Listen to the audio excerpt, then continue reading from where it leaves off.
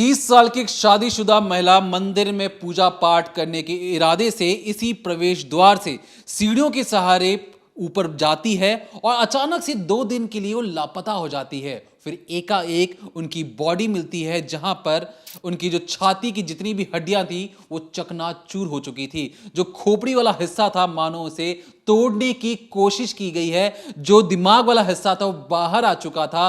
Private parts पर चोट के निशान थे और शरीर पर कोई भी कपड़ा मौजूद नहीं था।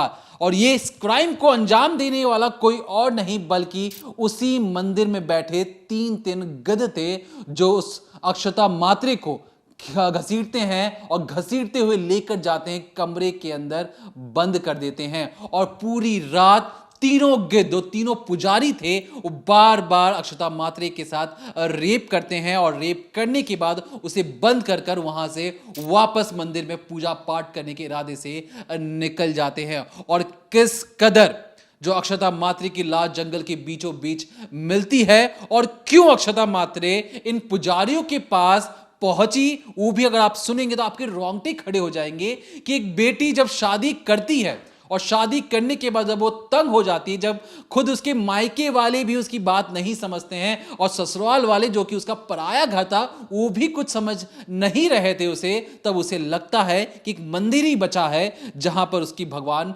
बातें सुनेंगे।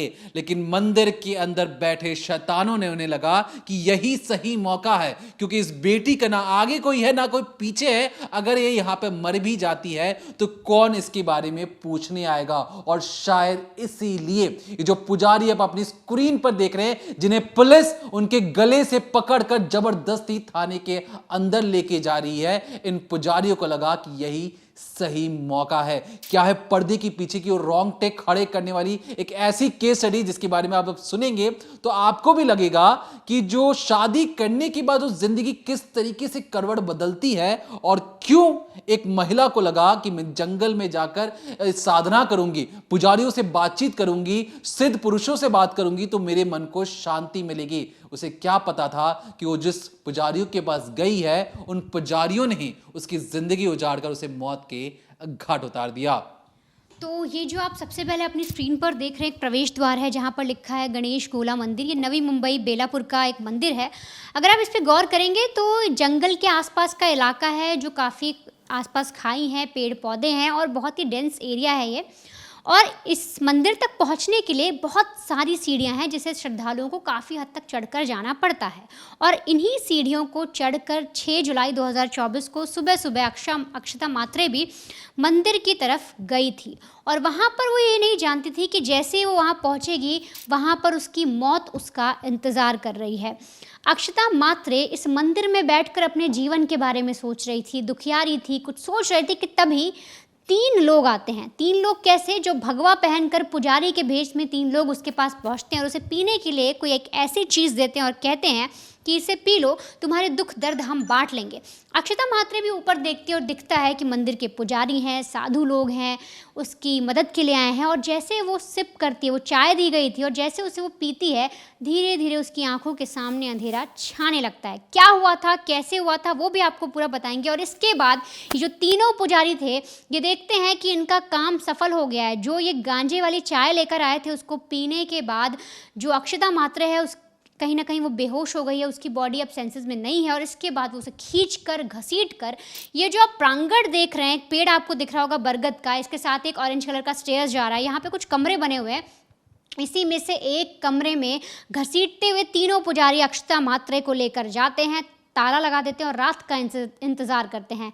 रात होने के बाद वो वापस आते हैं इस कमरे के अंदर और अक्षता मात्रे के साथ रेप किया जाता है। बारी बारी तीनों पुजारी उसके साथ रेप करते हैं। यहाँ तक कि पुजारी तो ये प्लान बनाकर बैठे थे कि उसको किडनैप करके रखा जाएगा, जब इनका मन करेगा वो आकर उस लड़की के साथ रेप करेंगे। लेकिन जैसे पुलिस की इन्वेस्टिगेशन शुरू होती है वो एक नई चाल चलना शुरू कर देते हैं। लेकिन आखिर अक्षता मात्रे के साथ ऐसा क्या हुआ था जिसकी वजह से वो इन पुजारियों के पास पहुंची, वो इस मंदिर आई, उसने घर पर किसी को इन्फॉर्म नहीं हुआ और उसकी लाइफ में ऐसी क्या चीज़ थी, ऐसा क्या दुख था जिसकी वजह से वो एक आस्था के साथ इस मंदिर तक पहुंची थी, उन पुजारियों तक पहुंची थी और उसकी आस्था को तोड़ दिया गया। दरअसल 30 साल की अक्षता मात्रे जो है वो प्राइवेट बैंक में जॉब करती थी और 2018 में उनकी शादी जो है परिवार वाले एक लड़का देखते हैं, कुणाल मात्रे, उसके साथ कर देते हैं। दोनों परिवार आपस में बैठते हैं, बातचीत होती है और 2018 में दोनों की शादी हो जाती है। जो लड़का था वो म्युनिसिपल कॉर्पोरेशन में काम करता था और यहाँ पर अक्षता भी प्राइवेट बैंक में काम करती थी। अब शादी हो जाने के 2 महीने 3 महीने बाद चीज़ें ठीक रहती हैं, लेकिन धीरे धीरे जो सास है, जो ननद है घर में, उनका नेचर सामने आता है। अब वो क्या करती हैं, वो अक्सर अक्षता के नैन नक्श पर, मतलब उसके फेशियल स्ट्रक्चर पर उसे कमेंट करती हैं, उसे बोलती कि तुम्हारी फेस ज़्यादा अच्छा बना नहीं है, तुम्हारा रंग काला है, तुम्हारी नाक कैसी बनी हुई है, तुम थोड़े डार्क कॉम्प्लेक्शन की हो, चेहरा सही नहीं है। तो अक्सर उसको उसकी अपीयरेंस पर ताने दिए जाते थे। और इस पूरे चीज़ में जो ननद आप देख रहे हैं वो भी पीछे नहीं थी, वो भी बार बार अक्षता मात्रे को इन सब चीज़ों पर कमेंट करती थी, बोलती थी कि अगर कोई और भाभी होती, सुंदर भाभी होती, तो हम भी बाहर ले जाते, हम दिखाते हमारी भाभी कितनी सुंदर है। तो अक्सर उसको इस तरह से कमेंट किया जाता। लेकिन ये सारी चीज़ें जो है वो अक्षता किसी तरीके से बर्दाश्त कर रही थी, बहुत उसको लग रहा था कि ठीक है, चीज़ें चल जाएंगी। अब इधर परिवार वाले, जो ससुराल वाले, वो ताने तो उसे दे रहे थे, लेकिन वो जानते थे कि अक्षता मात्रे एक प्राइवेट बैंक में काम करती है, जो सैलरी वो उठा रही है वो ठीक ठाक सैलरी है, जिससे उनके घर में मदद हो रही है और दोनों सबके सब ऐश से रह रहे हैं। अब इधर पति का रवैया देखिए। जो हस्बैंड था वो म्युनिसिपल कॉर्पोरेशन में काम जरूर करता था, लेकिन वो अय्याश किस्म का आदमी था। वो अक्सर अक्षता पर शक करता, क्योंकि उसका खुद का नेचर ऐसा था। वो लड़कियों में पार्टी करना, बाहर रहना, अलग अलग लड़कियों के साथ घूमना उसको पसंद था। तो उसे लगता था कि उसकी बीवी जो है वो प्राइवेट बैंक में अगर जॉब करती है तो हो सकता है उसका भी किसी से ऐसे संबंध बन जाए, वो भी पराये मर्दों से बात करती है। और वो अक्सर इन सब चीज़ों को लेकर अक्षता पर ताने मारता रहता, उस पर शक करता, उसका फ़ोन चेक करता, उसका पीछा करता, और ये चीज़ें लगातार बढ़ती जा रही थी। अब जो अक्षता है उसे लगता है कि ठीक है, चीज़ें बिगड़ती जा रही हैं, परिवार को इतना परेशानी हो रही है, मेरे जॉब से इतनी ज़्यादा प्रॉब्लम हो रही है, तो क्यों ना मैं रिज़ाइन दे दूँ। और इसी सब को लेकर अक्षता जो है वो अपनी जॉब से रिज़ाइन देती है। रिज़ाइन देने के बाद अब वो घर पे रहती है। उसे लगता है अब मेरा हस्बैंड क्या शक करेगा। लेकिन अभी भी जो हस्बैंड था, अभी भी उसके टॉर्चर कम नहीं हो रहे थे, मारपीट कम नहीं हो रही थी। डोमेस्टिक वायलेंस, जिस तरीके से एक पत्नी को मारा जाता है उस तरह से वो मारता था, उसको टॉर्चर करता था। पर जो ससुराल वाले हैं, सास है, ननद है, वो साथ नहीं देते थे और अक्षता बहुत ज़्यादा परेशान हो रही थी। तो इसीलिए शादी के 2 साल बाद, यानी 18 में शादी थी, करीब 20 में वो अपने मायके वापस आती है। बेलापुर में उसका मायका था, वहीं पर आकर वापस आ जाती है और उनको सारी कहानी बताती है। परिवार वाले भी अक्षता को कुछ नहीं कहते। लेकिन 2 महीने बीतने के बाद ये जो पति है, कुणाल मात्रे है, ये अक्षता के पास फिर से पहुंचता है, गिड़गिड़ाता है, वही अपने घड़ियाली आंसू दिखाता है और रोता गिड़गिड़ाता और कहता है कि मुझसे गलती हो गई है, चलो हम परिवार में साथ से रहेंगे, प्रॉब्लम हो गई थी, मैं बहक गया था, मुझे कुछ समझ नहीं आ रहा था, मैंने तुम पे हाथ उठाया और ये लड़ाइयाँ हो रही थी, चल चल कर वापस रहो। अब ऐसे में अक्षता के परिवार वाले भी उसे समझा देते हैं कि बेटा ठीक है, अब तुम्हें तुम्हारा पति अगर लेने आया है और वो माफ़ी मांग रहा है तो साथ में चली जाओ। अक्षता भी ये सब चीज़ें देखती है और फिर अपने मायके से वो अपने पति के साथ ससुराल चली जाती है। अब 20 का पूरा वाक्य था, कुछ हद तक चीज़ें संभली थी, लेकिन अभी भी बिहेवियर जो ससुराल वालों का था वो वैसा ही था। पहले वो अक्षता को पसंद तो नहीं करते थे, लेकिन उसकी सैलरी के लिए उसके साथ रह रहे थे। अब जब अक्षता दोबारा घर आती है, जब उन्हें लगता है कि समाज में उनकी क्या इज्जत रहेगी ससुराल वालों को, तो किसी तरीके से अक्षता के साथ ठीक ठाक संबंध होते हैं, लेकिन अभी भी घर में जो कलह थी वो बंद नहीं हो रही थी। और इसी बीच साल 2021 में अक्षता जो है वो एक बेटे को जन्म देती है। अक्षता को लगता है कि चलो अब घर में बेटा आ गया है, इनका पोता आ चुका है, वारिस आ गया घर का, हो सकता है अब इन लोगों का जो बिहेवियर है मेरे प्रति बदल जाए, अब चीज़ें बदल जाएँ, अब सब कुछ अच्छा हो जाए, हस्बैंड का रवैया अच्छा हो जाए। लेकिन अभी भी चीज़ें बिगड़ती जा रही थी। 21 से 22, 22 से 23, 23 से 24, सोचिए 3 साल किसी तरीके से जो अक्षता है, क्योंकि उसे समझ में आया कि उसने एक बेटे को जन्म दे दिया है, अब उसे कैसे भी करके इस घर में रह के इस बच्चे को पालना है, और वो अपने बेटे पे पूरा ध्यान देती थी। उसने अपनी पूरी लाइफ सोचो बेटे पर इन्वेस्ट कर दी थी। अब एक तरफ जो अक्षता मात्रे है वो जहाँ अपने बच्चे को पूरी ज़िंदगी न्यौछावर कर चुकी थी, वहीं पर उसके सास ससुर जो थे, जो उसकी ननद थी, जो उसके पति थे, वो उन लोग का रवैया अभी भी उसको लेकर बिल्कुल भी ठीक नहीं था। पहले वो लोग उसको इसलिए सपोर्ट कर रहे थे कि पैसे मिल रहे थे, अब पैसे नहीं थे तो वो और भी उसको दुत्कारते थे। इसी को लेकर लगातार अब घर में लड़ाइयाँ होने लगती है, वो उसकी किचकिच होती और अक्षता इन सबसे परेशान होने लग गई थी। अब तारीख थी 5 जुलाई 2024 को। उस रोज़ भी रात को बहुत बुरी तरीके से घर में लड़ाई होती है। अक्षता को उसका पति मारता है, टॉर्चर होता है और अक्षता ये सब बर्दाश्त नहीं कर पाती। अब होता क्या है कि 6 जुलाई 2024 को 6 बजे के आसपास जो अक्षता मात्रे है ये अपने घर से निकलती है और उसके बाद एक रेस्टोरेंट जाती है, वहाँ पर नाश्ता करती है, कुछ देर बैठती है और फिर 10 बजे के आसपास ये जो आप मंदिर देख रहे हैं, जो गणेश गोल मंदिर है नवी मुंबई में, जो जंगलों के बीचों बीच घिरा हुआ, इसी मंदिर में ऊपर की ओर, यानी इस प्रवेश द्वार से सीधे सीढ़ियाँ चढ़कर सीधे मंदिर जाने के लिए तैयार हो जाती है। अब जैसे वो मंदिर में वहाँ पहुँचती है, दर्शन करती है, श्रद्धालु आए हुए होते हैं। अब अगर आप इस मंदिर का पूरा एरिया देखेंगे तो मंदिर एक छोटी सी जगह में बना हुआ है, लेकिन जो इसका प्रांगण है बहुत आगे तक फैला हुआ है, जंगल के आसपास फैला हुआ है और काफ़ी ज़्यादा बैठने की भी जगह है। और जगह ऐसी कि बहुत ही, क्योंकि पेड़ पौधे हैं, जंगलनुमा इलाका है, तो आप अगर एक शख्स कहीं पर बैठा है तो दूर दूर तक वो किसी को दिखाई नहीं देगा। अब यहाँ पर भी कुछ ऐसा होता है कि अक्षता मंदिर में दर्शन तो करती है, इसके बाद उसके घर में जिस तरह से लड़ाई झगड़े चल रहे थे, कलह चल रही थी, इसके लिए वो मानसिक शांति के लिए इस मंदिर में आई होती है और ऐसा ही एक छोटी सी कोई जगह ढूंढकर वो अपने उसी जगह पर बैठ जाती है और अपने चिंतन करती है, अपनी लाइफ के बारे में सोचती है और काफ़ी दुखी होती है, रो रही होती है। कुछ समय बीतता है, 1 डेढ़ घंटा बीतता है कि करीब एक जो पुजारी है वो वहाँ पर पहुँचता है। अब वो उसे रोता हुआ देखता है तो ऐसे में वो अपने साथियों को बुलाता है, यानी कि वहाँ पर टोटल 3 पुजारी आ गए थे। वो अक्षता को देखते हैं और उससे पूछते हैं कि बेटी क्या हुआ, तुम्हारे साथ कोई समस्या है? अब अक्षता के सर पर जब पुजारी हाथ रखता है तो अक्षता को लगता है कि मानो उसे कोई ऐसा साथी मिला या उसे कोई ऐसा शख्स मिला जो उसके सिर पे हाथ रख रहा है और उससे उसका दुख पूछने की कोशिश कर रहा है। सामने बैठी अक्षता को लगता है कि जो शख्स हैं, जो सामने खड़े हैं, वो एक सज्जन पुरुष हैं, उन्होंने मेरे ऊपर हाथ रखा है, वो मंदिर के पुजारी हैं, वो मुझसे सच जानना चाह रहे हैं, वो मेरे दुख को मेरे साथ बांटना चाह रहे हैं। और इस पूरी चीज़ को सोचते हुए अक्षता ने अपना पूरी कहानी उनको बता दी। अक्षता ने बताया कि कैसे उसकी लाइफ में प्रॉब्लम चल रही है, 6 साल पहले उसकी शादी हुई थी, सब कुछ बिखरता जा रहा है, उसका एक बेटा भी है, वो कैसे रहे, क्या करे, आगे लाइफ में क्या करे, वो हर एक चीज़ उन पंडित जी से, जो पुजारी थे, उनसे कह देती है। अब ऐसे में इंसान जब अकेला होता है तो वो किसी को भी अपना मान लेता है, अगर कोई उससे प्यार से बात कर ले। वहाँ पर 3 पुजारी जो बैठे थे वो उसे समझाते हैं, कहते हैं ठीक है, सब कुछ ठीक हो जाएगा, चलो हम तुम्हें चाय पिलाते हैं। और इसी के बाद एक पुजारी जो है वो एक चाय लेकर आता है, जो कुल्हड़ था उसके अंदर उसे चाय दी जाती है और उस चाय को अक्षता जो है वो पीने लग जाती है। लेकिन अक्षता इस बात से अनजान थी कि जो 3 पुजारी हैं जिन्होंने वो चाय पकड़ाई है उसके अंदर भांग मिली हुई है और उसे पीते ही जो अक्षता है वो नशे में चली जाएगी, उसके जो दिमाग है वो काम करना बंद कर देगा और अक्षता उस चाय को पीने लग जाती है।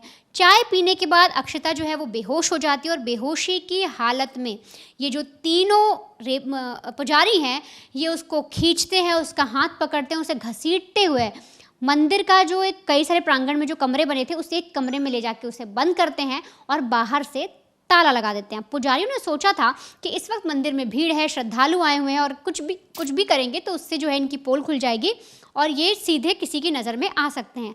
इसीलिए अक्षता को उस बंद कमरे में बंद कर देते हैं, आगे चाबी लगा लेते हैं और फिर से जो इनका काम था, जो भी पूजा पाठ कर रहे थे, जो भी लोगों को प्रसाद दे रहे थे, वो सब कुछ ये करना शुरू कर देते हैं। अब जैसे जैसे रात बीतती है, लोग कम होते हैं और मंदिर से सब लोग चले जाते हैं, क्योंकि जंगल वाला इलाका आप देख रहे हैं तो बिल्कुल अंधेरा हो जाता है, इस जंगल में कोई भी भटकता नहीं है। और उसके बाद ये 3 पुजारी आते हैं, उस दरवाजे को खोलते हैं और दरवाज़ा बंद करने के बाद बारी बारी से अक्षता मात्रे के साथ रेप करते हैं। यही मंदिर के पुजारी एक एक करके उस लड़की के साथ रेप करते हैं और रेप करने के बाद फिर से ताला लगाकर चले जाते हैं। इन्हें लगता है कि कल फिर से जब ये आएंगे तो अक्षता इन्हें यहीं पे मिलेगी और फिर से उसका रेप कर सकते हैं। लेकिन कहानी किस तरह से बदलती है, किस तरह से पुलिस इनको पकड़ती है और कैसे ये एक और प्लानिंग जब करते हैं, जब ये सोचते हैं कि लाश उसको मार दिया जाए और कैसे ये मर्डर करते हैं, अब आप वो भी समझिए और किस तरीके से 3 पुजारी पुलिस की चंगुल में फंसते हैं। देखिए, पुलिस के चुंगल में ये जो 3 पुजारी, इन्होंने जिस तरीके का काम कहने लगा कि हम तो पुजारी हैं, हमारी समाज में इज्जत है, हम पर कौन उंगली उठा सकता है। और मंदिर बीचों बीच जंगल में बना भी हुआ है और बीचों बीच जंगल में बने होने के कारण सुनसान इलाका भी पड़ता है। रात के अंधेरे में अगर यहाँ पर कोई भी कार्रवाई आप करेंगे तो किसी को कानो कान खबर नहीं होगी। अब यहाँ पर पुजारियों ने अपनी चाल तो चल दी। अब अगली सुबह जब उन्होंने देखा कि हमने जिस महिला के साथ रेप किया है उसे होश आने लगा है और उसे दर्द भी हो रहा है और दर्द के मारे कर्रा रही है, चिल्ला रही है, चीख रही है। और मंदिर में सुबह सुबह के वक्त में जो भी वहाँ पर कोई दर्शन करने आएगा, किसी को भी शक हो सकता है कि यहाँ पर एक कमरे के अंदर महिला बंद है। पहला पुजारी, मैं पुजारियों का नाम लेके बता रहा हूँ, राजकुमार पांडे, संतोष मिश्रा और श्याम सुंदर शर्मा। ये जो 3 पुजारी हैं, एक कोटा के हैं और 2 बाकी यूपी के रहने वाले हैं। ये जब वहाँ पर नवी मुंबई के पास ये जो मंदिर है, यहाँ पर एक तरीके से चेले थे। जो बालकनाथ हैं, जो मेन पुजारी हैं अयोध्या के, वो छुट्टी पर गए हुए थे और इसलिए जो तस्वीर आप देख रहे हैं बालकनाथ की, ये मेन पुजारी हैं। और इन मेन पुजारी जब छुट्टी पर गए तो इन्होंने पूरे मंदिर की जिम्मेदारी इन 3 लोगों पर सौंपी कि मेरे गैर हाजिरी में तुम्हें पूजा पाठ और इस मंदिर का रख रखाव करना है। अब यहाँ पर जब इन्हें सुबह सुबह लगा कि अभी भक्तों का आने का वक्त हो चुका है और ये महिला चला रही है, अब इसे चाय देकर तो बेहोश नहीं किया जा सकता, तो करे तो करे क्या, ये दरवाजा खोलते हैं और उसे चुप रहने के लिए पहले कहते हैं, लेकिन महिला चुप नहीं होती है। वो उसका सर लेकर उस कमरे के बने हुए जो दीवारें थी वहां पर मारना शुरू करते हैं। उसी पर उसकी आवाज जो थी, सांसें थी, थम नहीं रही थी। उसके छाती पे खड़े होकर छाती पर भी उसको धक्का मुक्के या बॉक्सिंग मारना शुरू करते हैं। और जब उन्हें लगता है कि महिला की हल्की फुल्की सांसें चल रही हैं, तो उसके सर को, उसके बालों को पकड़कर बार बार दीवार पर मारा जाता है। बगल में ही मंदिर है और मंदिर के बगल में बने हुए कमरे में जो क्वार्टर्स होते हैं जहां पे पुजारी रहते थे, वहीं पर इस सारी वारदात को अंजाम दिया जा रहा था। फिर तड़के सुबह जब अभी सूरज निकलने में कुछ ही मिनटों का पल बचे हुए थे, वो उसे उस कमरे से घसीटते हैं, सीढ़ियों से उसे लेकर जाते हैं। शरीर उसका टकरा रहा था हर एक सीढ़ियों से। फिर मौका देखकर जहां पर कोई आता जाता नहीं है, उसे उन्होंने वहां से नीचे फेंक दिया खाई में, क्योंकि पहाड़ पर बना हुआ था। जब अक्षता मात्रे की जब बॉडी नीचे गिरी तो छाती पर अलग अलग जगह शरीर पर चोट लगते हुए चले गए। शरीर जब लुढ़क रहा था नीचे तो पत्थर पे भी चोट खा रहा था। और ये तीनों पुजारी सीढ़ियों के एज पर खड़े होकर देख रहे थे कि कहीं बॉडी कहां पर जा रही है, और हो सकता है आसपास जो जंगली जानवर हो इस बॉडी को खा लेंगे और किसी को पता नहीं चलेगा कि उन्होंने इस इतनी बड़ी वारदात को अंजाम दिया है। Back of the mind in पुजारी को यह जरूर पता था कि अक्षता मात्रे की कहानी क्या है, ससुराल वाले उसका साथ नहीं दे रहे हैं, मायके वाले से वहां बन नहीं रही है, तो इन्हें यह जरूर पता था कि इसकी जानकारी लेने कोई नहीं आएगा, किसी को कानो कान खबर नहीं होगी कि उन्होंने इतनी बड़ी वारदात को अंजाम दे दिया है। अब पुजारी उस कमरे को साफ सफाई करते हैं, बॉडी को देख लिया कि बॉडी नीचे जा चुकी है, और वो बार बार सीढ़ियों से ऊपर नीचे जाके देख रहे थे कि जो भी कोई शख्स यहां से आएगा जाएगा, क्या उसे बॉडी देखकर कुछ अजीब तो लगेगा नहीं लगेगा। तो उन्होंने इस बात की सुनिश्चित रखा कि बॉडी तो दिखाई नहीं पड़ रही है। इसके बाद वो साफ सफाई कर मंदिर में पूजा पाठ करने के लिए चले जाते हैं। अब यहां पर क्या हो रहा था, घर पर जो ससुराल वाले जो पति है, पहली रोज तो उन्हें फर्क ही नहीं पड़ा कि बीवी कहां गई, किधर गई, क्या करना है। लेकिन अगली रोज जब बीवी का कोई अता पता नहीं चलता, तो सबसे पहले जो पति है वो सीधे फोन करता है मायके और पूछता है कि क्या उनकी बीवी उनके घर पर आई है। पता लगता है कि नहीं आई है। आसपास पूछा जाता है, कोई जानकारी नहीं लगती है। लेकिन मायके वालों को हमेशा डर सताता था कि जिस तरीके से अक्षता अपने ससुराल वालों को लेकर जो चीजें बताती हैं, कोई अनहोनी ना हो जाए। और इसी डर से पति के साथ मायके वाले जाकर बगल के थाने में केस दर्ज करवाते हैं, जहां पर कहा जाता है कि 24 घंटे का इंतजार कीजिए। लगभग 17-18 घंटे से जो अक्षता गायब है, और फिर कहा जाता है कि 24 घंटे का इंतजार कीजिए, अगर अक्षता नहीं आती है तब हम कोई कार्रवाई करेंगे। 6 जुलाई 2024 का यह वाकया था। 8 जुलाई 2024 को अचानक से जो उस मंदिर में जाने वाले जो भक्तगण थे, उनमें से किसी एक को एक बॉडी मिलती है। वो तुरंत उस मंदिर के बगल के थाने को कॉल करके बताता है कि सर, यहाँ पर एक इंसानी लाश जैसी कोई चीज़ नज़र आ रही है, आप आके ज़रा पता कीजिए। जब मंदिर के बगल वाले थाने वाले जब आकर लाश की शिनाख्त करते हैं, तो उन्हें आसपास मिसिंग रिपोर्ट को खंगाला जाता है। पता लगता है कि हाँ, एक बगल के थाने में मिसिंग रिपोर्ट तो ज़रूर दर्ज करवाई गई थी। जब लाश की मिलान होती है, परिवार वालों को बुलाया जाता है, हर कोई अक्षता को पहचान लेता है। अब पुलिस के लिए सबसे बड़ा सवाल कि मंदिर के अंदर एक महिला की लाश मिली है, और लाश को पहली नजर में देख के ही समझ में आ रहा है कि अक्षता के साथ किसी ने घिनौनी वारदात को अंजाम दिया है।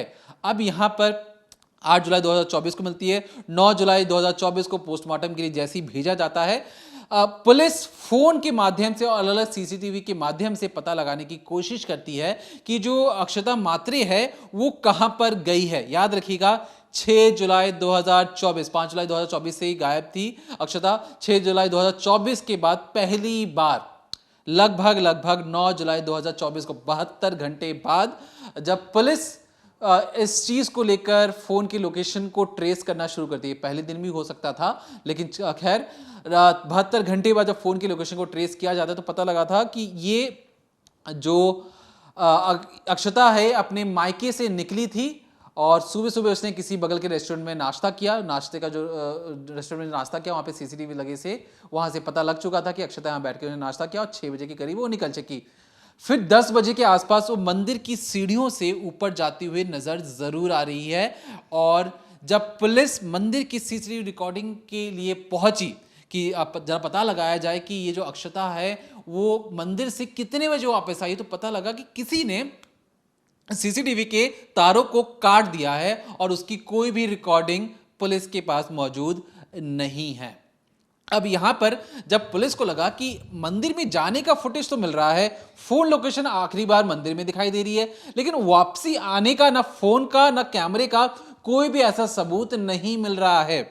उसके बाद पुलिस को शक हुआ कि बस मंदिर में कितने लोग मौजूद थे उस वक्त, क्योंकि देखिए जब ये हम रिकॉर्ड कर रहे हैं तो वर्णिता और मेरा फोन इस वक्त यहाँ पर रखा हुआ है, मतलब मैं यहाँ पर मौजूद हूं और आसपास जितने भी फोन एक्टिव होंगे उसकी जानकारी पुलिस को फोन की लोकेशन के जरिए पता लग जाती है।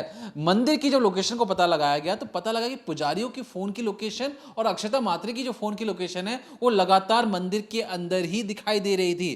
फिर क्या था, जब पुजारी से पूछा गया, जो मेन बालकनाथ पुजारी थे जो उस वक्त उस मंदिर पे नहीं थे, बाहर गए हुए थे, छुट्टी पर गए थे, उनसे फोन करके पूछा जाता है कि क्या आप इन पुजारियों को जानते? तो जो बालकनाथ हैं वो कहते हैं कि देखिए वो तो नए नए लोग आए थे, मुझसे कहा गया था कि पूजा पाठ कर लेते हैं इसलिए मैंने इन्हें रख लिया था, मुझे इसके अलावा कोई और जानकारी नहीं है। जब इन तीनों पुजारियों को भी लेकर आया जाता है, पूछा जाता है कि क्या तो अक्षता मात्र तुम्हारे पास आई थी, क्या तुम इन्हें जानते थे? ये जिस तरीके से गोलमोल जवाब दे रहे थे तो पुलिस को लगा कि इन्हें तोड़ने के लिए सबसे अच्छा तरीका एक ही है कि एक एक शख्स को अलग अलग बुलाकर पूछा जाओ, उसके बाद देखा जाएगा कौन कितना सच बोल रहा है। भ्रमित कर पहले बोला गया कि पहले पुजारी से बातचीत की गई, दूसरे पुजारी से कहा गया कि देखो पहले वाले पुजारी ने एक्सेप्ट कर लिया है कि उसी ने क्राइम को अंजाम दिया है, तुम भी एक्सेप्ट कर लो।